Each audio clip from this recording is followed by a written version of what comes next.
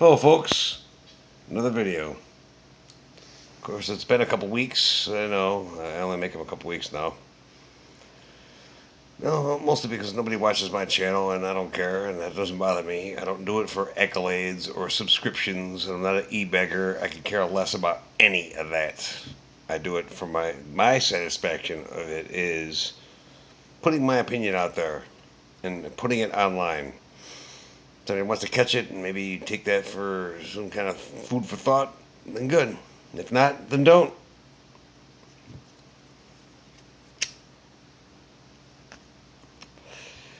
Yes, still smoking. Okay, the topic of this video, it may be a couple topics. I'm going to try to keep it short. But it's how completely insane and ass backwards and bizarre world our system of government has become. Compared to the days of our founding fathers who created the country, or I should say, created the system of government. And, well, those guys, they weren't corrupt. They were actually honorable, intelligent men that created this country way back when. And they, then for them to be a politician was actually a pain in the ass. They didn't want to do it, but they knew that, we're going to have something totally different than what we were subjected to in England, which was tyranny.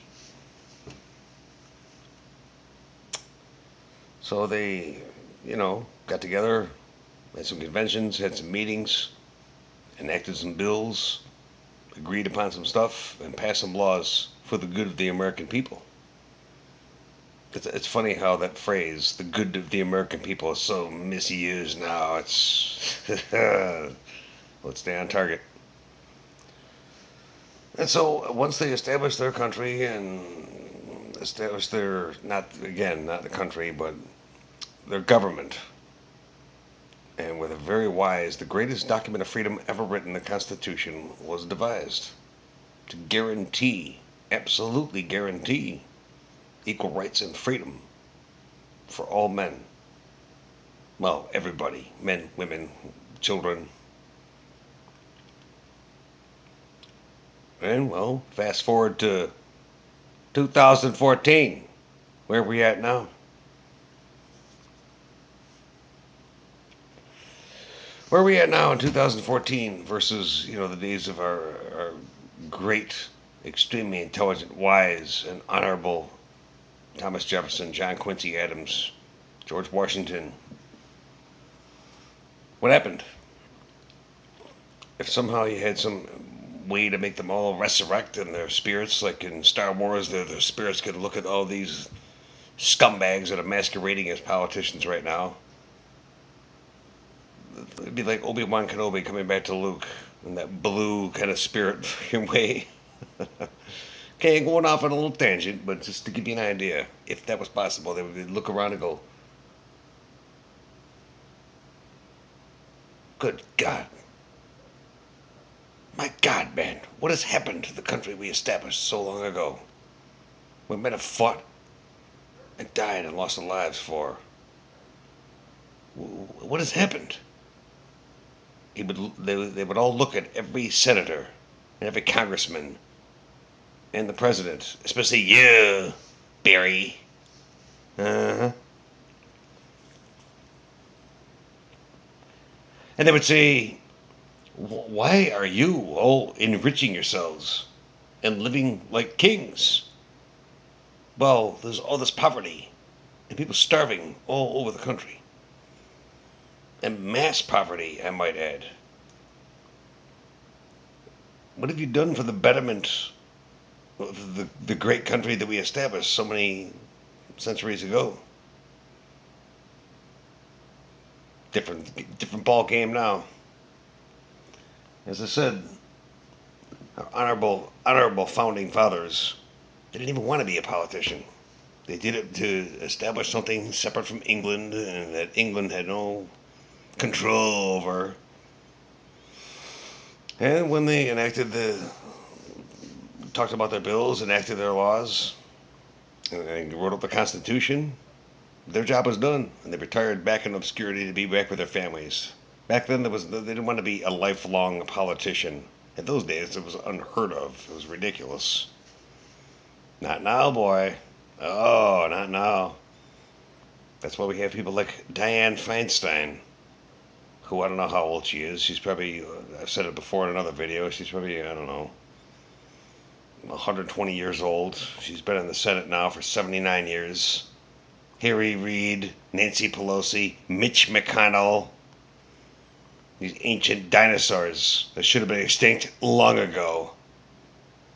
There need to be term limits on everybody. I'm going to give you a couple of examples. Now, those are the ones that are very intelligent and devious. And because of their deviousness that makes them dangerous. Let's talk about some ones that I wanted to point out.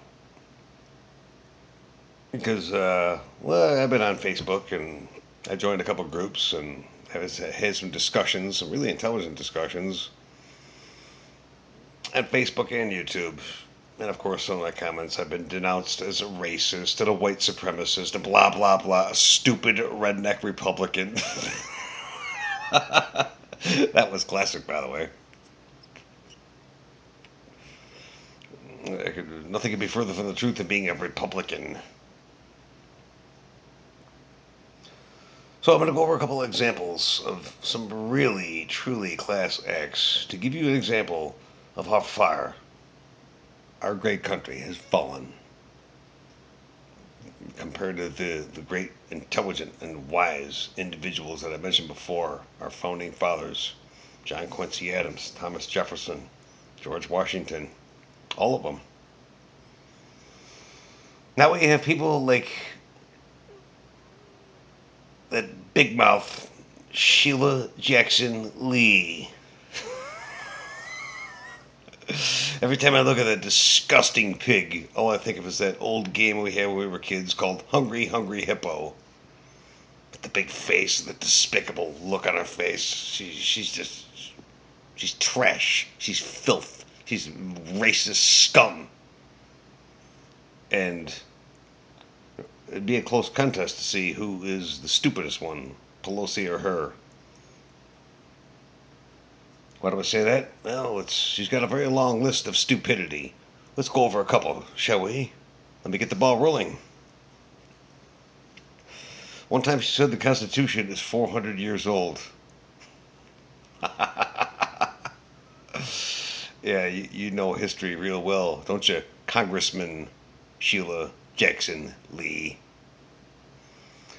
She was once talking to these bigwigs in NASA, and she actually had you can't even call it temerity, because that means you know what you're talking about, you're just kind of being arrogant. No, the stupidity to even look at one of these NASA guys and say, well, the Mars rover, will that be able to see the American flag that Neil Armstrong planted?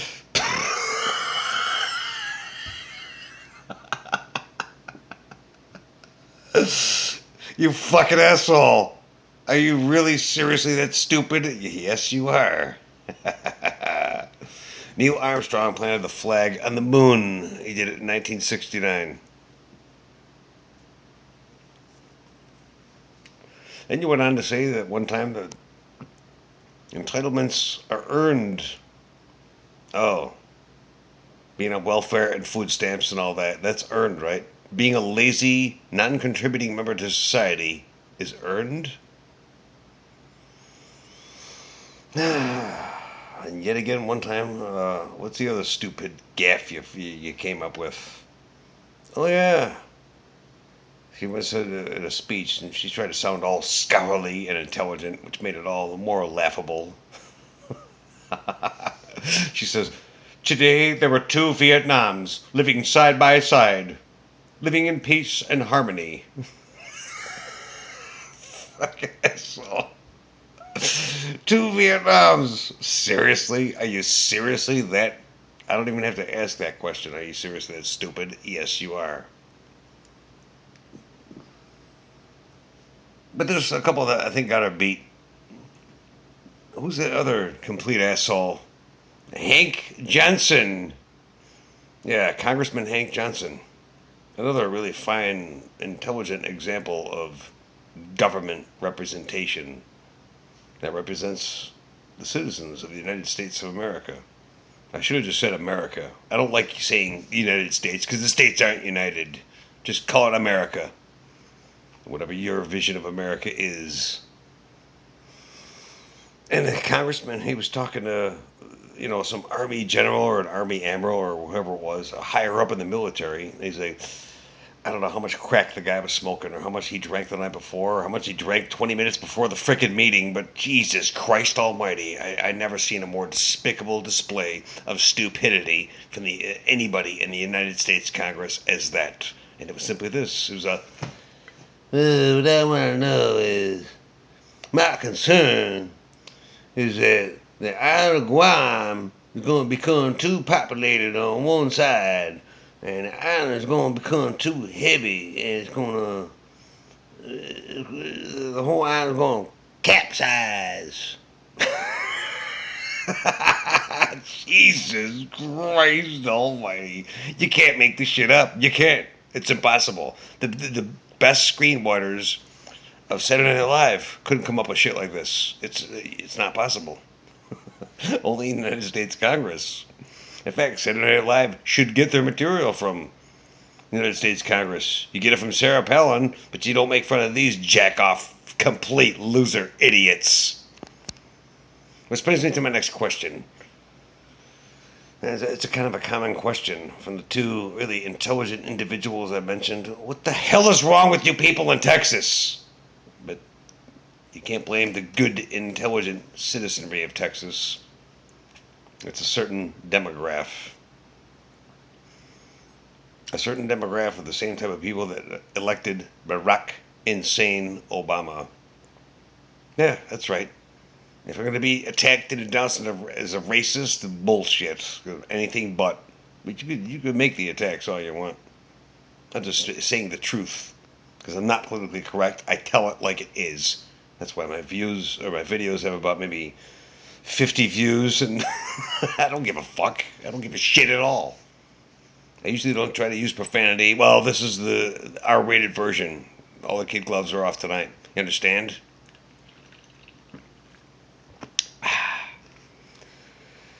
So that's what leads our Congress. Not all of them. And people just like to keep voting for Sheila Jackson Lee and Hank Johnson. Oh, Maxine Waters. Oh, for the sake of community cohesion and inclusion, I wouldn't want it to feel exclusionary. I forgot all about you, Maxine. How stupid of me. All right. How about that asinine statement you made when you called it sequester?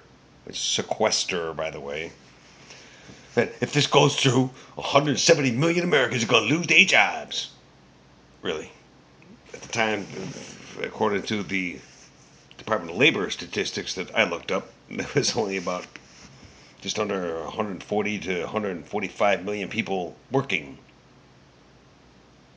But 170 million. Are you making this up, or just bad arithmetic there, Maxine? How about your attack you had on the Tea Party, the racist Tea Party, which is anything but true. The Tea Party's not racist. I've been to a couple of Tea Party town hall meetings. I didn't see any Confederate flags. I didn't see the KKK. And I saw, actually, a couple of black individuals.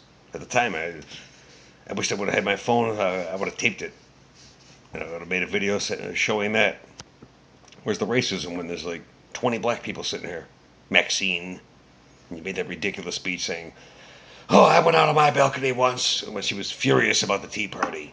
And somebody was interviewing her saying, "Well, what outrageous behavior did you see?" And she said, "Oh, the shouting and the spitting and the yelling," and the melodramatic aspect is, now, I'm not politically correct. I'll say it. The blacks love drama. They love it. So, for effect. The shouting and the spitting and acting all scared and terrified. And they were just yelling and screaming and the sneaking in of Tea Party members in the White House basement, which is completely absurd. And then she went on to say that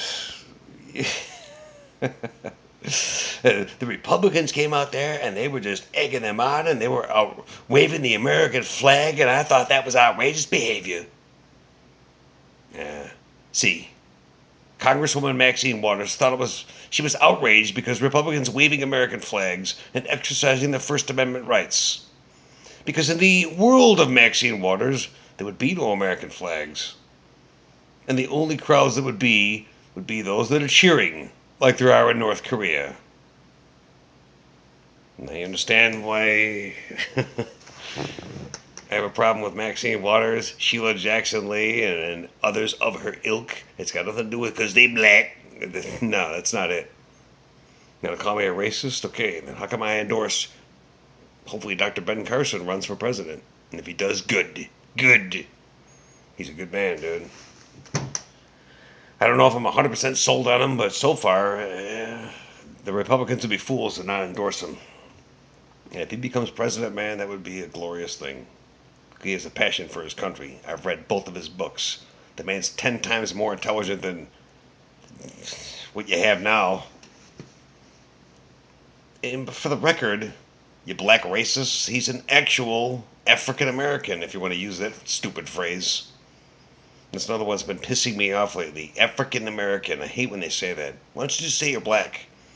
My ancestry is Irish. I don't call myself Irish American. I'm just American, period. End of story.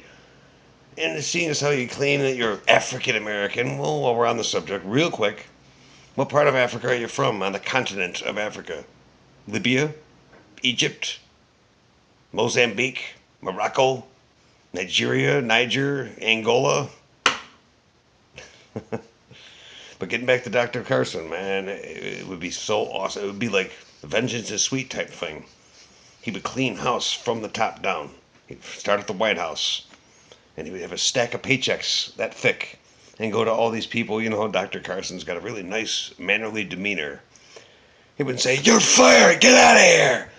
You don't even clean out your desk. Just get the fuck out of here. We'll just mail the shit to you." No, he wouldn't do that. He'd be like, "Hey, thank you for your services, but they're no longer required.